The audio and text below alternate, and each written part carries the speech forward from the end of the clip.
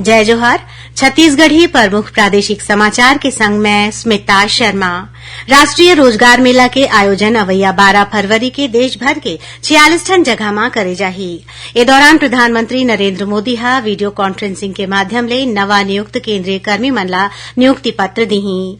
Group केंद्र केंद्रीय reserve police बल आरंग रायपुर में होवैया रोजगार मेला में केंद्रीय वाणिज्य और उद्योग राज्य मंत्री अनुप्रिया सिंह पटेल केंद्रीय सशस्त्र बल और दूसर विभाग में चुने गए अभ्यर्थी मन ला नियुक्ति पत्र दिही। अवैया लोकसभा चुनाव ला देखत छत्तीसगढ़ के सबो मतदान केंद्र में फोटो युक्त मतदाता सूची के अंतिम प्रकाशन कर दे गे हे।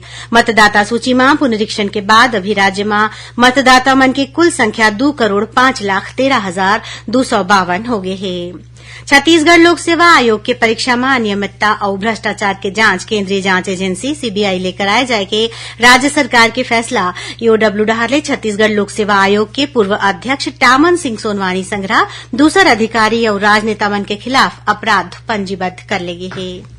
योजना आर्थिक और सांख्यिकी मंत्री ओपी चौधरी हा आज विधानसभा में छत्तीसगढ़ राज्य के आर्थिक सर्वेक्षण बछर 2023-24 ला सदन के पटल में राखिन। एकर अनुसार राज्य में प्रति व्यक्ति आय में 7.31% के बढ़ोतरी अनुमानित है।